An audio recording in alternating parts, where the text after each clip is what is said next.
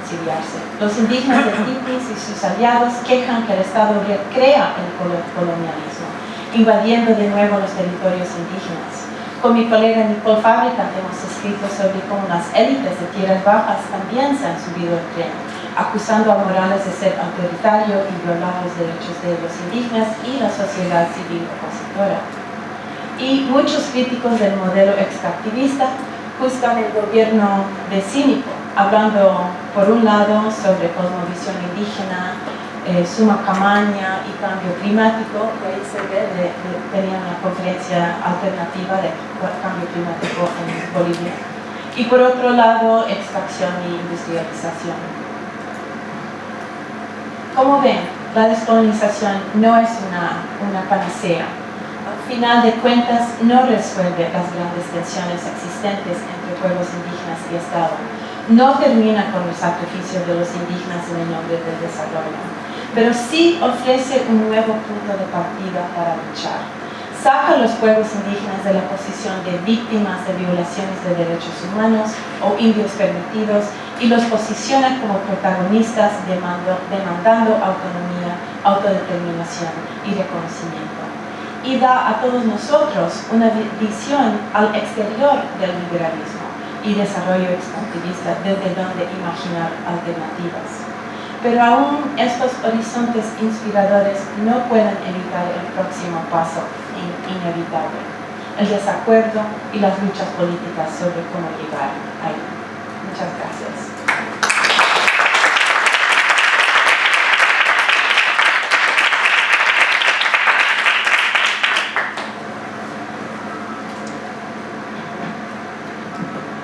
Se me había olvidado aclararles un poco la lectura de nuestro coloquio.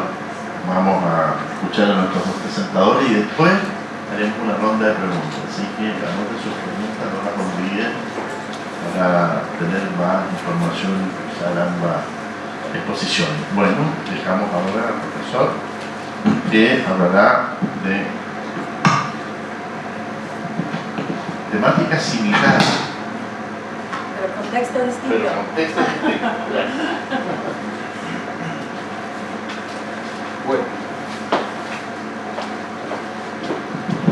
Bueno, en primer lugar quisiera agradecer a vuestro instituto la posibilidad de estar acá, no solo, digamos, desde mi rol como académico, profesor de Derecho en la Universidad de Chile, sino también, digamos, como miembro del pueblo mapuche y, bueno, actualmente estoy dirigiendo el programa de Derechos Indígenas de la Fundación Chile 21, donde los temas de reconocimiento y sobre todo de reconocimiento constitucional de los derechos del pueblo indígena son una de las prioridades con que nosotros enfocamos cómo efectivamente podemos discutir y deliberar en serio respecto al destino del pueblo indígena en el llamado nuevo ciclo político en que estaría entrando Chile.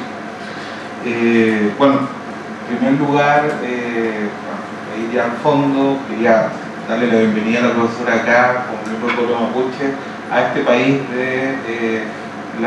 del neoliberalismo puro y la exclusión indígena honesta, donde no queremos disfrazar la exclusión de los pueblos indígenas con conceptos indigenistas, sino que simplemente los indígenas no existen en este país como un sujeto político, sino que han estado permanentemente excluidos de, por ejemplo, el reconocimiento que hacen nuestras cartas supremas, nuestras cartas constitucionales, y donde no nos esforzamos ni un ápice por disimular esto y por plantear que los indígenas deberían ser o podrían ser un elemento valioso en nuestra cultura. La verdad que en este país no es así, ni nadie intenta hacerlo así.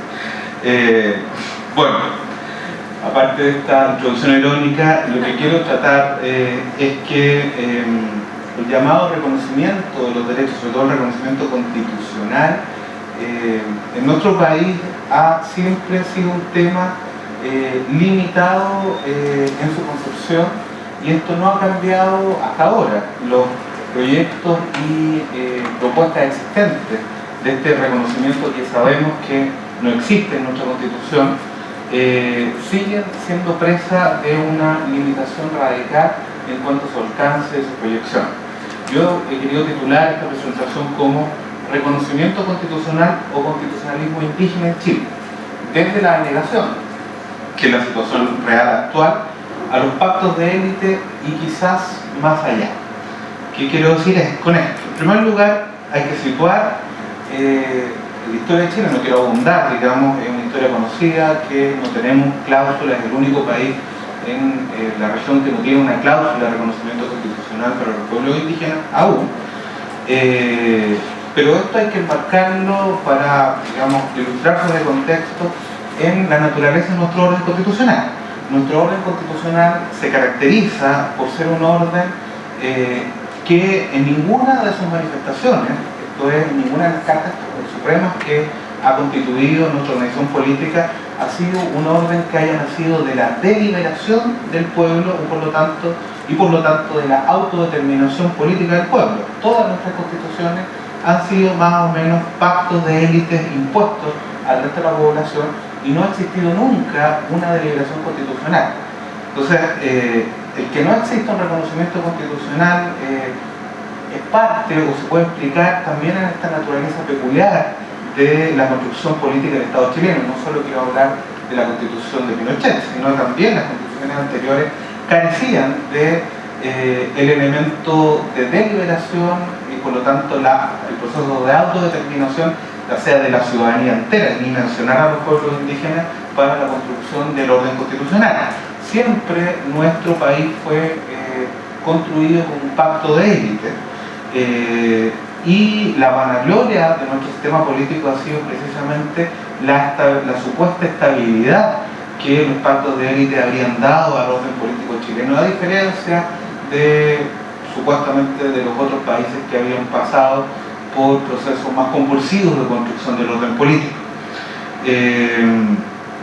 La verdad es que los pactos de élite han sobrevivido básicamente, y con esto me refiero a los pactos de élite previos a la Constitución del 80, gracias a la capacidad de acomodo de negociación posterior, donde, por ejemplo, en la Constitución de 1925 se fue acomodando a través de la inclusión progresiva de nuevos sujetos al proceso político, hasta que el proceso político ya no dio más y reventó en 1933. Lo que se llamaba el Estado de Compromiso era precisamente la inclusión progresiva de otros actores.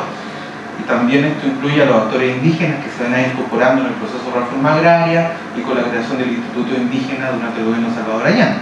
Pero bueno, justo ahí es que el proceso reventó. En la constitución anterior, la constitución del 33, recordemos que sin modificar la constitución, Chile pasó de ser una república presidencialista, una parlamentaria, porque se fueron acomodando en estos pactos de élite, en esta negociación, para que participaran nuevos actores políticos. La peculiaridad en esta historia constitucional de Chile, la constitución del 80, es que la constitución del 80 está estrictamente diseñada para evitar la participación y por lo tanto la inclusión progresiva en nuestros actores políticos. Por eso, digamos, un orden constitucional que no se puede enmendar más allá que una reforma cosmética y por lo tanto no admite reformas progresivas. Creo, digamos, que esta idea del reemplazo total de la Constitución como la única forma de generar legitimidad al orden político chileno, darle la legitimidad perdida, es, digamos, la única versión razonable, precisamente por esta construcción de diseño que tiene la Constitución del 80. En definitiva, cualquier participación o cualquier ingreso de actores políticos, incluyendo actores indígenas, van a ser una amenaza al orden público que esta Constitución quiere establecer, sobre todo al orden público económico que está custodiado o donde se custodia principalmente el derecho de propiedad. Ahora bien, cuando nosotros hablamos de, por lo tanto, cambiar la Constitución y cambiar este orden público, generando un espacio dentro de él para los pueblos indígenas, la pregunta que hay que hacerse es de qué estamos hablando. Parece que estuviéramos hablando de cambiar el texto constitucional. Eso es lo que nos ocupa mentalmente cuando uno ve proyectos de reforma constitucional o proyectos de reconocimiento constitucional.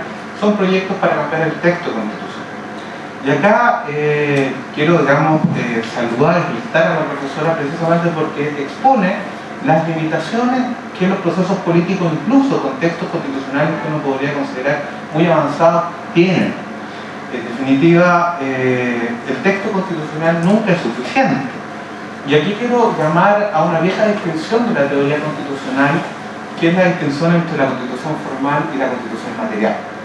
En el siglo XIX, Ferdinand de La Salle, cuando escribe su célebre ensayo ¿Qué es una Constitución?, él pone, digamos, o contrasta lo que es la idea liberal del constitucionalismo, esta idea de construir cartas que limitaran al poder, estableciendo derechos y controles horizontales y verticales, con lo que efectivamente pasa en el sistema de sociedad de clases, donde él dice que una constitución, efectivamente la constitución son las relaciones de poder realmente existentes en un proceso político y no lo que dice una carta constitucional, por muy bien redactada y bellamente escrita que esté, por muy hermosos y detallados que sean los derechos que proclaman.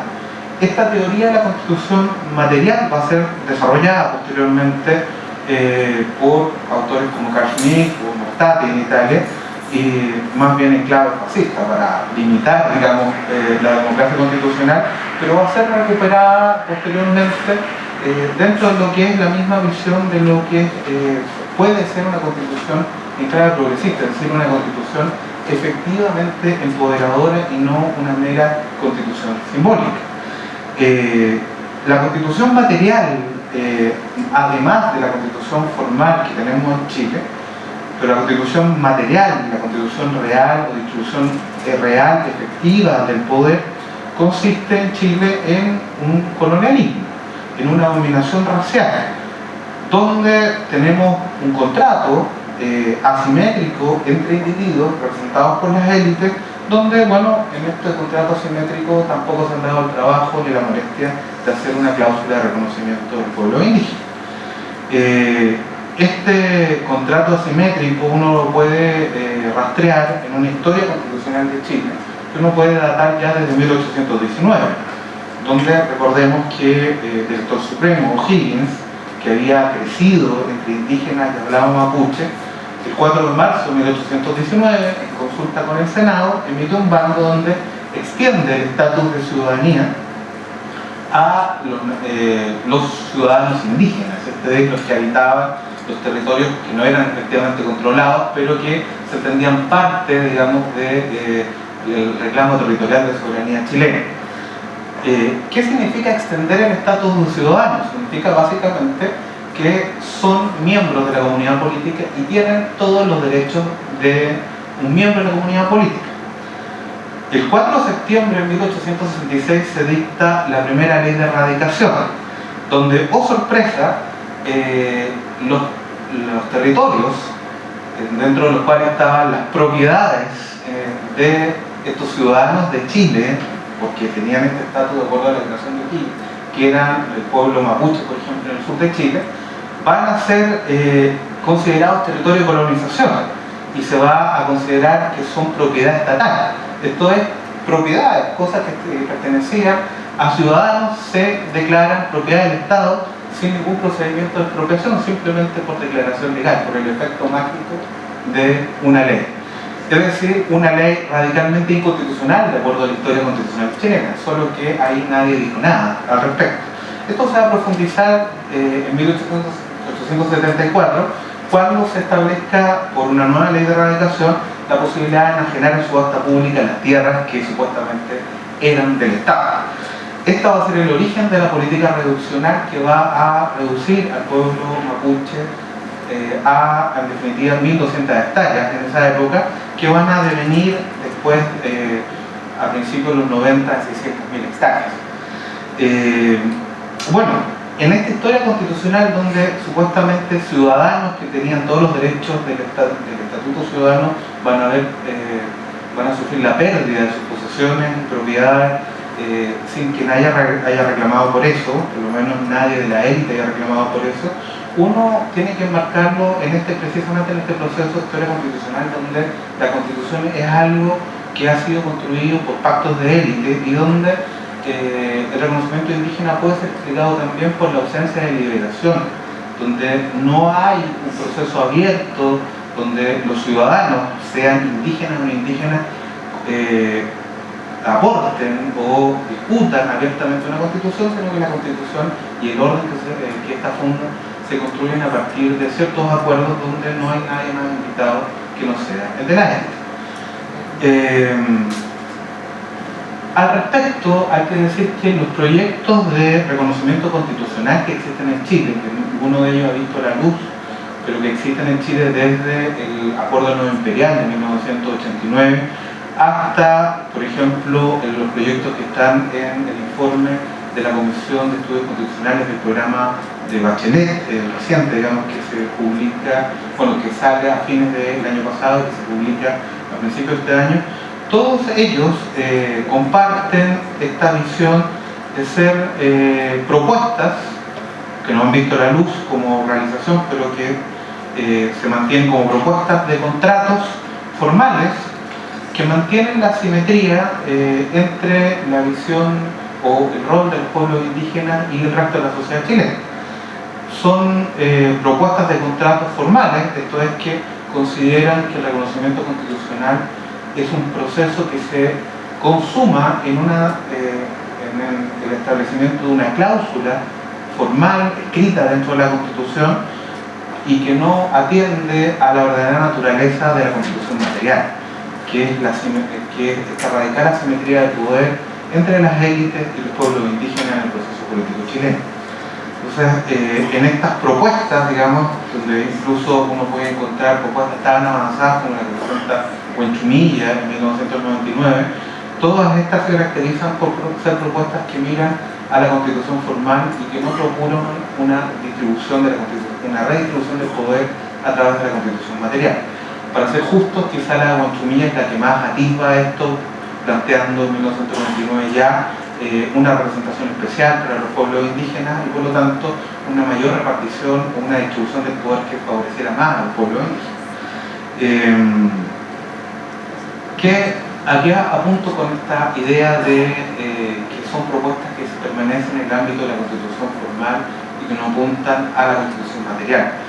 A lo que voy es que este proceso de dominación colonial en que ha consistido la historia de Chile respecto a sus pueblos indígenas no va a cambiar porque en un determinado momento constitucional se consigue una cláusula dentro de la Constitución que reconozca la existencia del pueblo indígena, ni siquiera una cláusula que, y en este hay que reconocer que hay un avance en este informe de la Comisión de Bachelet que se elaboró a fines del año pasado, ni siquiera una cláusula que reconociera también, aparte de la existencia de los pueblos indígenas, los derechos colectivos de los pueblos indígenas, si es que esta va a permanecer inocuo, si es que no hay una modificación en la Constitución material que mantiene esta inequidad o asimetría entre pueblos indígenas y élites gobernantes en Chile.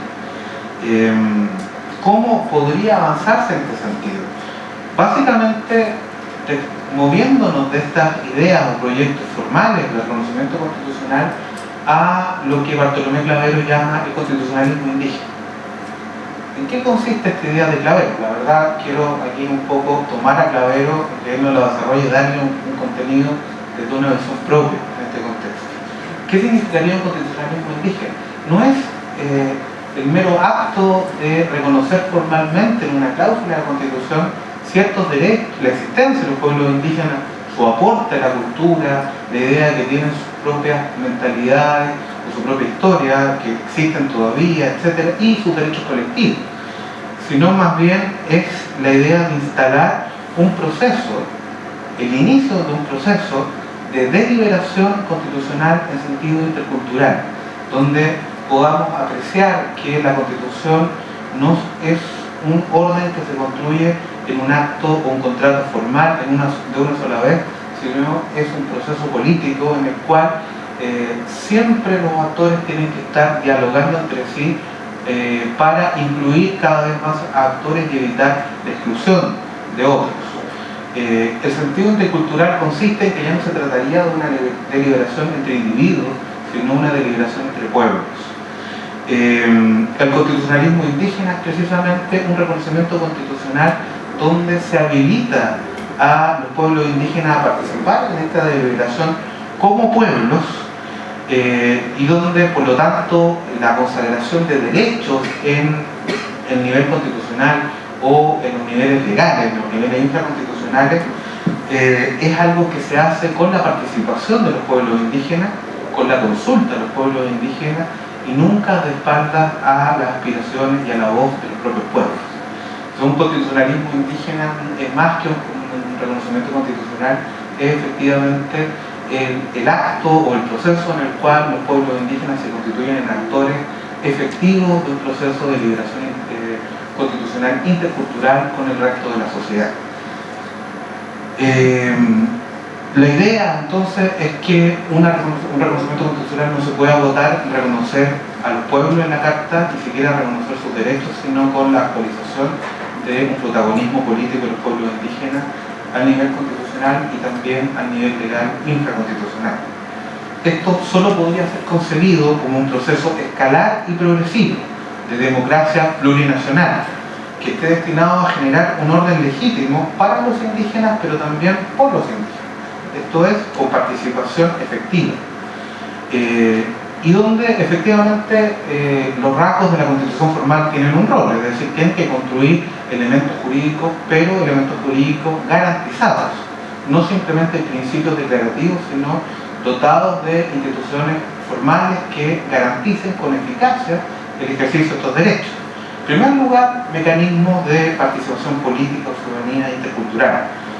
Básico acá es una protección efectiva de la consulta y la participación indígena. Sabemos que en Chile existe el mecanismo de consulta indígena formalmente reconocido o establecido en el convenio 169, pero todos los intentos de todas las formas de implementación de ese convenio lo que han hecho es mutilar y hacer inocua el mecanismo de participación indígena, desde el decreto 124 del primer gobierno de Bachelet hasta los decretos 66 y decreto 40 del gobierno de Piñera, que siguen siendo, digamos, usados por la actual administración, el segundo gobierno de Bachelet, para conducir la consulta indígena. El resultado es la deslegitimación del proceso de consulta indígena y, como uno puede apreciar en estos días, muy evidentemente su fracaso. Digamos, el mecanismo de consulta indígena fue concebido en el convenio 169 para establecer un diálogo entre los pueblos indígenas y el Estado, redefiniendo sus relaciones. Diálogo es precisamente lo que no hemos tenido desde que se incorpora el convenio en 2009 hasta ahora, pese a que supuestamente es parte de nuestro ordenamiento jurídico. Junto con los mecanismos de consulta y participación que yo creo que habría que fortalecer a nivel constitucional para evitar que regulaciones infralegales, ya sea los reglamentos mencionados o una posible ley de consulta indígena, jibaricen o mutilen los contenidos normativos del convenio. Además de esos mecanismos, tiene que haber mecanismos de representación política especial. Y aquí me quiero referir precisamente a este debate que se está instalando a propósito de la reforma del sistema electoral binominal en Chile, entre las ideas de leyes de cuotas o mecanismos de escaños reservados. La verdad que la experiencia comparada da pros y contras respecto a cada uno de sus sistemas. Lo que uno puede ver de la experiencia comparada es que es precisamente la combinación efectiva de esos sistemas la que mejores resultados da para una eficaz representación de los pueblos indígenas. Todo es para que los pueblos indígenas participen en el poder legislativo y por lo tanto existe una legitimidad de las elecciones del poder legislativo para todas las normas que surjan y que afecten a los pueblos indígenas.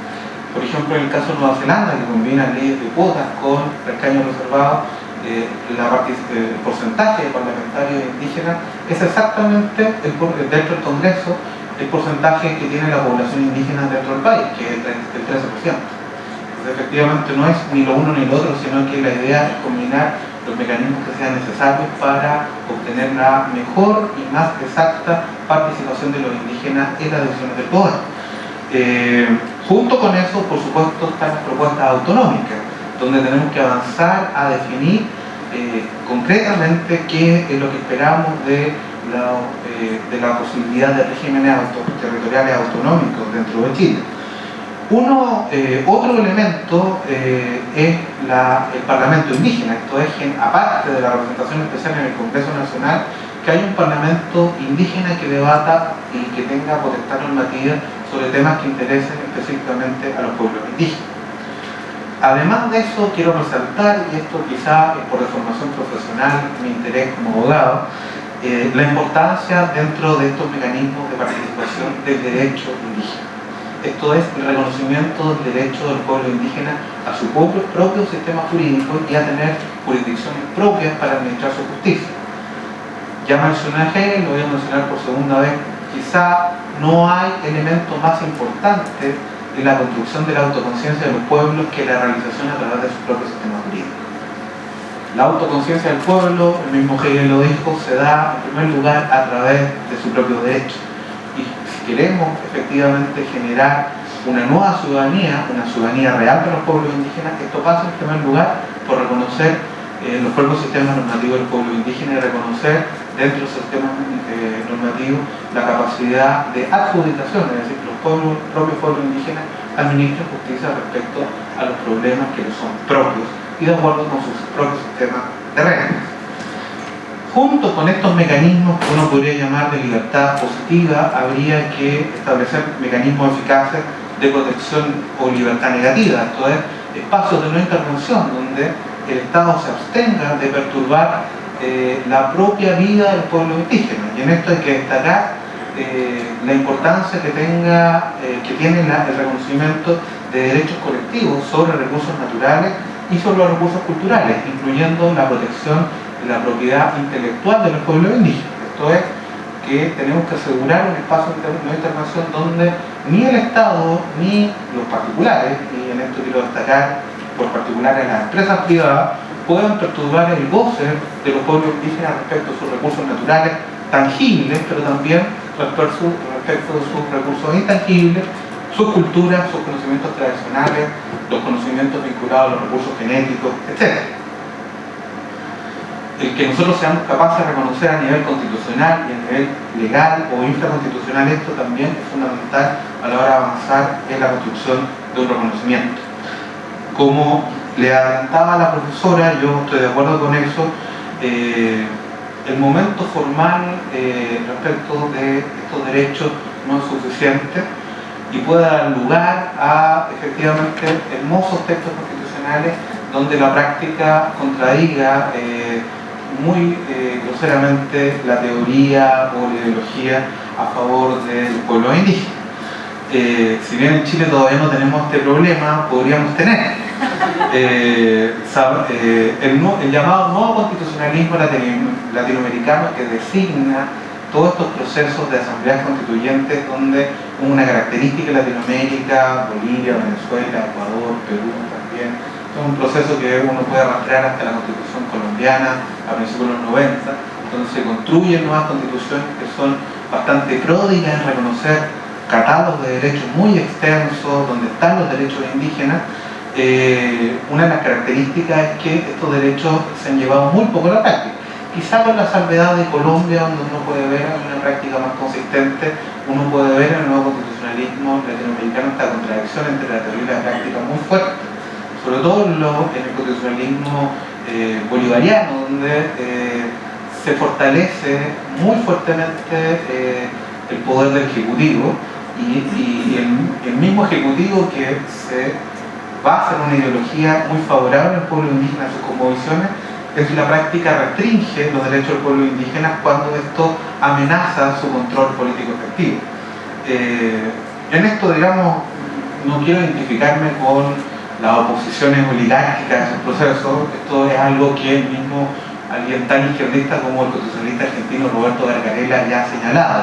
Es decir, hay una tensión interna en el nuevo constitucionalismo latinoamericano que nos tiene que hacer prender la luz, en el sentido de que el reconocimiento de los derechos indígenas a nivel constitucional no puede permanecer en un nivel de constitución formal o constitucionalismo simbólico o semántico, sino que tiene que realizarse en la constitución material, y esto supone que nosotros seamos bastante consecuentes en el momento de redistribuir el poder para los pueblos indígenas.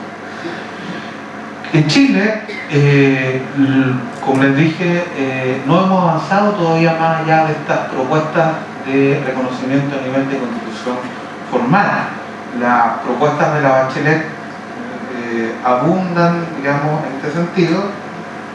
Quisiera un poco leer lo último que quedó en esto, que es precisamente el segundo informe de la Comisión Constitucional de Bachelet, donde recordamos a célebres profesores como Pablo Rutay y Fernando Atria, dicen, pasado el bicentenario, Chile debe saldar la deuda histórica que tiene con sus pueblos indígenas o originarios, reconociendo su identidad mestiza y raíces indígenas. Ello se verifica en el momento constitucional, reconociendo sus tradiciones, lenguajes, costumbres, aporte a la cultura y derechos colectivos que se hacen efectivos a través de mecanismos de consulta y participación. Y se agrega que el plexo de los derechos colectivos exige reconocer que el Estado de Chile es una nación indivisible, plural y multicultural. Asimismo, obliga a establecer que el Estado deberá promover, proteger y asegurar los derechos individuales y colectivos de los pueblos indígenas y además deberá desarrollar políticas interculturales participativas inclusivas de bienestar. Bueno, esto suena muy bien. Ahora, no lo suficiente. Uno también podría criticar como propuesta de reconocimiento, digamos, en la Constitución formal, que no se definen realmente estos derechos colectivos. Se menciona la consulta, se menciona la participación, en otro párrafo, que está en otra parte, también se menciona el derecho a la educación intercultural bilingüe, pero estos no son los únicos derechos colectivos a los que aspiran los pueblos indígenas. Aspiran como una de sus principales reivindicaciones, por ejemplo, a la autodeterminación o la autonomía, o el reconocimiento de su propio sistema jurídico, que ya les mencioné. En fin, aparte de que el listado o los derechos colectivos que se refieren a esta propuesta de Bachelet hasta ahora es incompleta, cabe decir que en esta comisión constitucional no participó ningún indígena, aunque sí se oyeron a algunos grupos indígenas, como el programa en que yo estoy, digamos, que es del Chile 21, o la corporación ENAMA, que digamos sabemos que inspira el Encuentro Nacional Mapuche, que está inspirado sobre todo por Pedro Cayuquén. Sin embargo, digamos, no hay una participación activa de pueblos indígenas en esta comisión. Tampoco la hay en la comisión actual que formó la CESPRES, bajo la dirección de, ahora la actual ministra Jimena Rincón. Y entonces, bueno, tenemos que estamos, como hemos estado siempre, es decir, grupos de expertos muy progresistas, con mucha iluminación y quizás mayor sensibilidad respecto a los temas indígenas, donde se elaboran propuestas de reconocimiento de los indígenas, pero sin los indígenas. Frente a eso, los indígenas sí han tenido propuestas. Recordemos el reciente informe de la Comisión de Descentralización, donde, inspirado por José Marimán, se ha propuesto que la novena región sea una región plurinacional, con un parlamento regional y reconociendo autonomía regional. Me parece una propuesta muy interesante, aunque yo preferiría que el carácter plurinacional no solo fuera regional, sino que fuera de todo el país, y donde el parlamento no solo fuera de la región mal llamada la Araucanía, porque el nombre está malo, digamos, porque en Chile no hay araucanos, hay mapuches, digamos, y otros pueblos, sino que fuera, abarcara todo el país, pudiera haber representación especial en el Congreso Nacional y un Parlamento Nacional que posibilitara o fuera un elemento de empoderamiento de esta democracia plurinacional de la cual estoy hablando. Que estas propuestas no son nuevas realmente, esto ha estado siempre en el imaginario de los pueblos indígenas. Y aquí quiero rescatar una propuesta del pensamiento político mapuche que ya es bastante vieja. En 1931, la Federación Araucana, guiada por Manuel Aburto Panguilef, planteó, en medio de la crisis institucional que sufrió Chile en esa época, una propuesta que yo creo que todavía puede ser bastante interesante.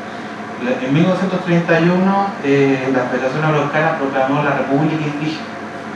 La República Indígena como una república donde los indígenas de Chile se pudieran gobernar a sí mismos de acuerdo a formas acordes o que fueran contestes con su propia psicología, mentalidad y cultura, donde se pudieran realizar y que esta república fuera federada con la República Chilena. Entonces, efectivamente, si Chile pudiera ser un Estado federal, digamos, la República Indígena no suena una utopía tan poco plausible, digamos, sino que es algo que puede ser muy interesante.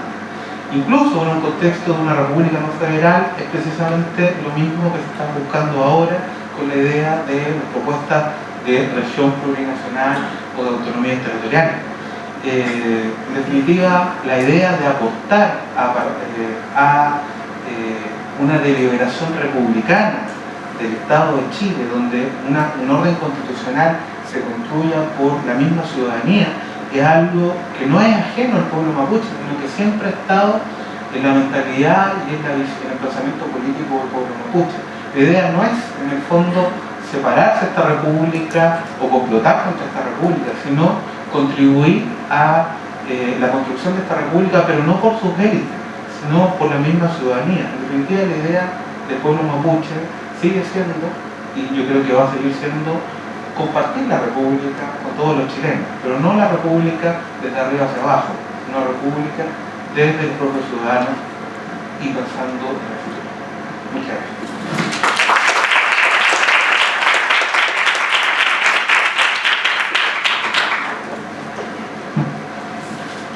Bueno, agradecemos la motivante e inquisitiva exposición de nuestros opositores. Creo que más de alguna pregunta está rondando por ahí, así que vamos a pasar el micrófono a Yayo. Bueno, muchas gracias por sus presentaciones. Realmente, creo que todos la disfrutamos. Me encantaron ambas ponencias.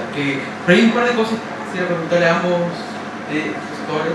Primero, a la profesora Nancy Postrero, a mí me gustaría que pudiese especificar por qué se refiere a este modelo de Estado o de reconocimiento neoliberal como neoliberal. Y se lo pregunto porque el neoliberalismo hoy día está en todas partes, pero al mismo tiempo está en ninguna. Y yo no veo personalmente nada neoliberal en las críticas que usted le hace a este Estado, que sin embargo tiene muchas cosas que ser criticado, pero no veo un neoliberalismo detrás de estos problemas. Y segunda pregunta asociada a esa es también cómo es posible un reconocimiento o cómo es posible un modelo no colonizador que sin embargo